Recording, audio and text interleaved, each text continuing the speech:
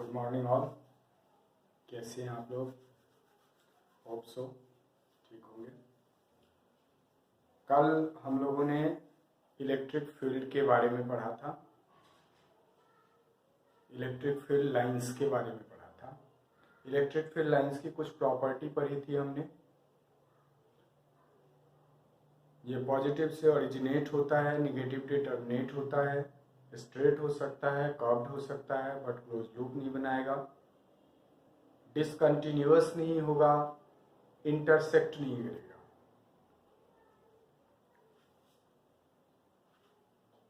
Electric field lines की जो density होगी, density of electric field lines, that represent strength of electric field. Density जितनी ज्यादा होगी, इलेक्ट्रिक फील्ड का स्ट्रेंथ वहां पे उतना ज्यादा होगा। कल हमने एक डायग्राम पढ़ा था कि एक पॉजिटिव चार्ज था हमारे पास और हमने फील्ड लाइंस बनाए थे उसके लिए। हमने पढ़ा हुआ है कि फील्ड लाइंस जो है वो रेडियली आउटवर्ड जाएगा पॉजिटिव चार्ज से, रेडियली इनवर्ड जाएगा नेगेटिव चार्ज के लिए। तो सपोज करो ये पॉजिटिव चार्ज के लिए हमने इलेक्ट्रिक फील्ड लाइंस बनाए, तो चार्ज के पास अगर हम देखें ये लोकस,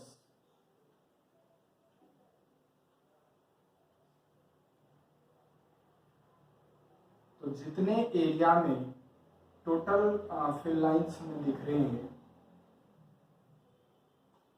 अगर हम आगे बढ़ेंगे चार्ज से तो उतने ही फील्ड लाइंस के लिए एरिया इंक्रीज कर गया। दैट मीन्स अगर हम डेंसिटी की बात करें, फील्ड लाइंस की डेंसिटी की, तो यहाँ पर डेंसिटी ज्यादा होगा और यहाँ पर डेंसिटी कम होगा। अगर मैं यहाँ एक पॉइंट ले लेता हूँ P पॉइंट और यहाँ मैं एक पॉइंट ले लेता हूँ M, तो यहाँ पे हम कह सकते हैं कि electric field at point P greater than electric field at point M। मतलब इलेक्ट्रिक फील्ड की डेंसिटी डिपेंड करेगा, इलेक्ट्रिक फील्ड का स्ट्रेंथ डिपेंड करेगा इलेक्ट्रिक फील्ड लाइंस की डेंसिटी पे। डेंसिटी ज्यादा होगी तो फील्ड लाइंस ज्यादा होगा, डेंसिटी ज्यादा होगी तो इलेक्ट्रिक फील्ड स्ट्रेंथ ज्यादा होगा, डेंसिटी कम होगी तो फील्ड स्ट्रेंथ कम होगा। आज हम एक बात करेंगे इलेक्ट्रिक फ्लक्स। आज हम बात करेंगे इलेक्ट्रिक फ्लक्स की। सिंपल एक चीज समझना है हमें कि अगर हम कहते हैं, सपोज करो वाटर फ्लो कर रहा है कहीं पे,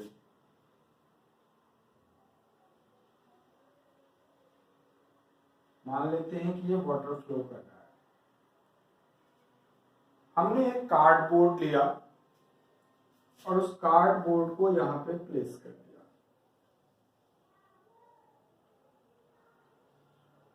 ठीक है, इस कार्डबोर्ड को हमने यहाँ पे प्लेस कर दिया। या आप यूं समझ लें कि एक पाइप है,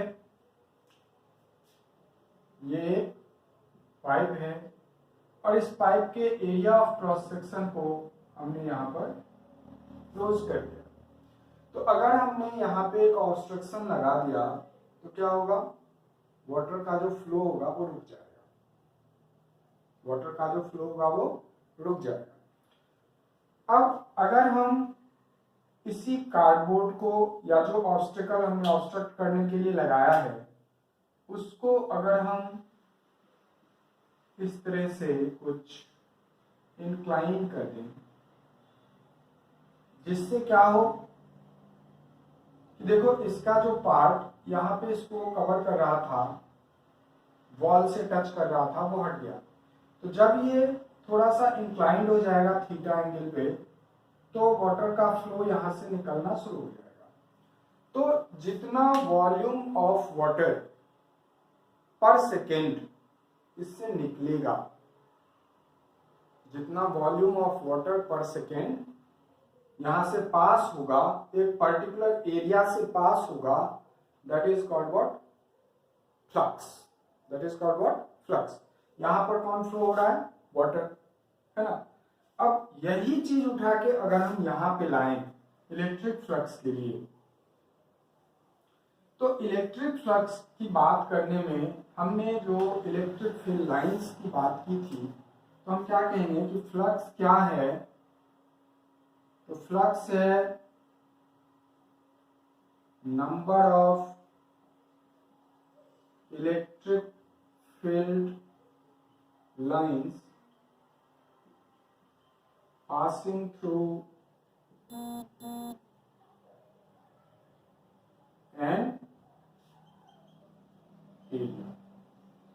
अब यहां पर जब हम बात कर रहे थे ऑब्स्टिकल की, जैसे सपोज करो ये एक ऑब्स्टिकल है और यहां से इलेक्ट्रिक फील्ड लाइंस पास हो रहे हैं, ये इलेक्ट्रिक फील्ड लाइंस पास हो रहे हैं, ठीक है, इलेक्ट्रिक फील्ड लाइंस पास हो रहा है। जैसे जैसे हम, जैसे मान लो कि अभी ये obstacle A B C D ऐसे रखा हुआ है, ये इलेक्ट्रिक फील्ड लाइंस हैं, ये अभी फील्ड से 90 डिग्री पे रखा हुआ है ऑब्स्टिकल।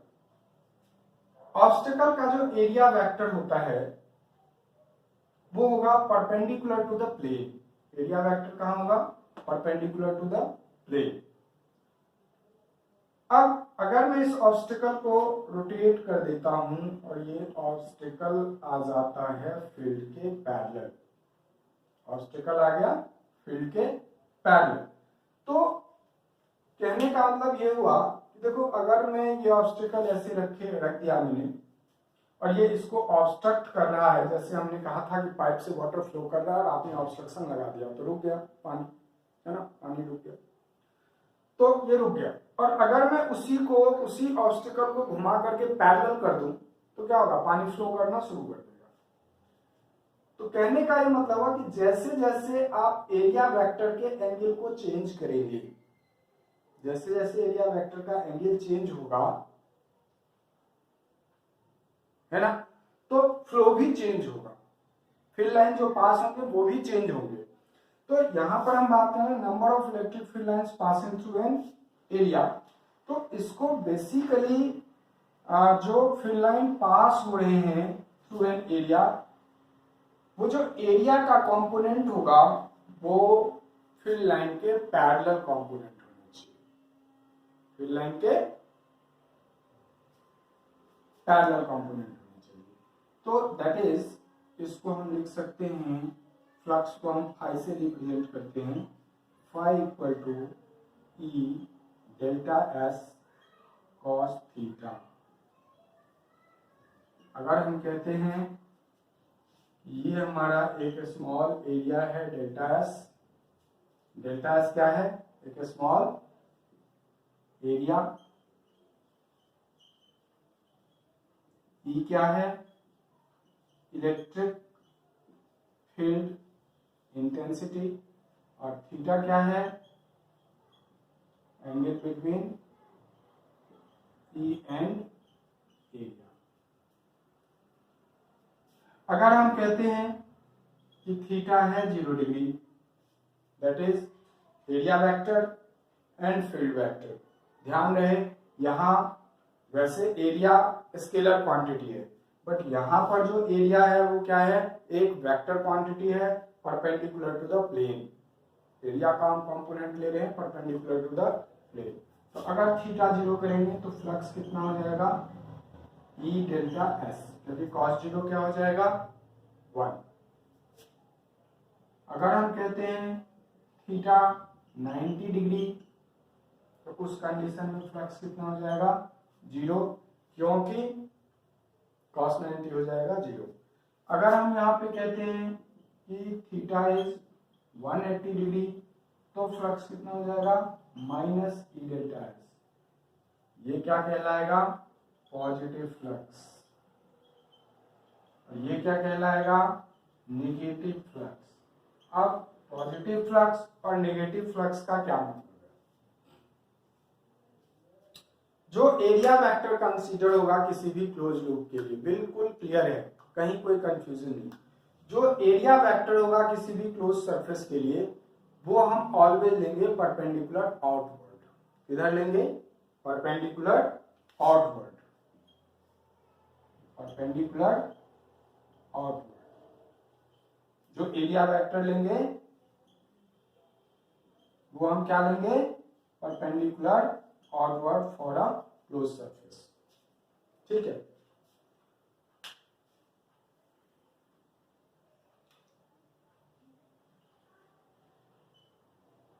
एरिया वेक्टर लेंगे perpendicular outward for close surface. ध्यान दें, इसमें कोई कंफ्यूजन नहीं। एरिया वेक्टर ऑलवेज लिया जाएगा perpendicular outward for a close surface. और जो फील्ड होगा, अगर सपोज करो मैं यहां पे बात करूं, हमसे कहा जाए कि इलेक्ट्रिक फील्ड है एक्स एक्सिस पे, इलेक्ट्रिक फील्ड है एक्स एक्सिस पे, और ये पास हो रहा है किससे, एक क्यूबॉइड से पास हो रहा है, किससे, एक क्यूबॉइड से पास हो रहा है, किससे, एक क्यूबॉइड से या क्यूब से। तो अगर इस क्यूब के लिए हम बात करें, ये फील्ड आएगा, पास हो जाएगा।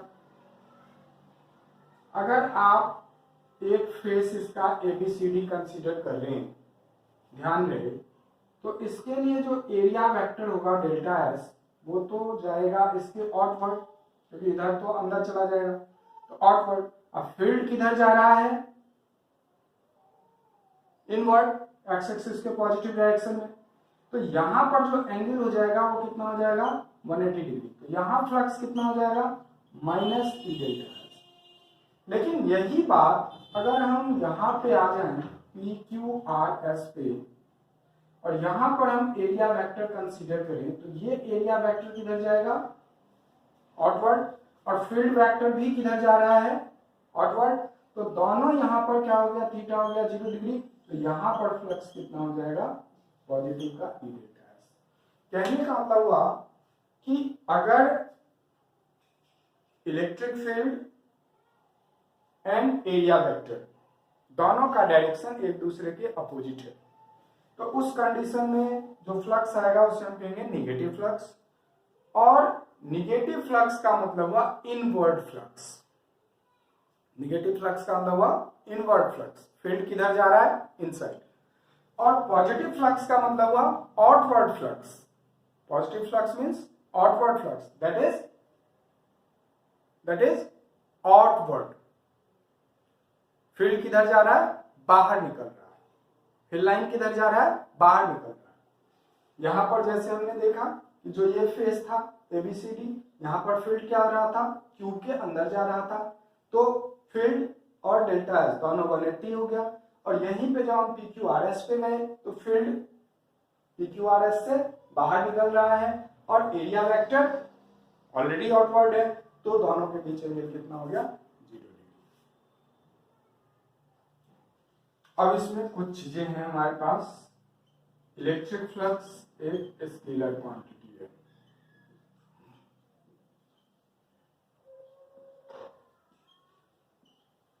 इलेक्ट्रिक फ्लक्स क्या है, एक स्केलर क्वांटिटी। दूसरी बात, इसका यूनिट क्या होगा, तो आपने कहा कि फ्लक्स इक्वल टू क्या हो गया, E delta S cos theta, या इसी को हम क्या लिख सकते हैं, vector E dot vector delta S, vector E dot vector delta S, dot product of two vectors. अगर हमारे पास दो वेक्टर होता है, vector A and vector B, और दोनों का हम डॉट प्रोडक्ट लेते हैं, तो होता है magnitude of A into magnitude of B cos theta, ठीक है ना। तो यहाँ पर फील्ड भी वेक्टर और स्मॉल एरिया भी वेक्टर, तो phi equal to E dot delta S, E delta S cos theta. It is scalar quantity, its unit is, तो इलेक्ट्रिक फील्ड का यूनिट हो गया न्यूटन पर कूलम्ब, और एरिया का यूनिट हो गया मीटर स्क्वायर, तो क्या हो गया न्यूटन पर कूलम मीटर स्क्वायर या न्यूटन मीटर स्क्वायर पर कूलम, ये हो गया यूनिट ऑफ इलेक्ट्रिक फ्लक्स। ठीक है, थैंक यू। नेक्स्ट टॉपिक हम नेक्स्ट क्लास में पढ़ेंगे, इसको पढ़ो अच्छे से, लर्न करो, ध्यान करो, क्वेश्चन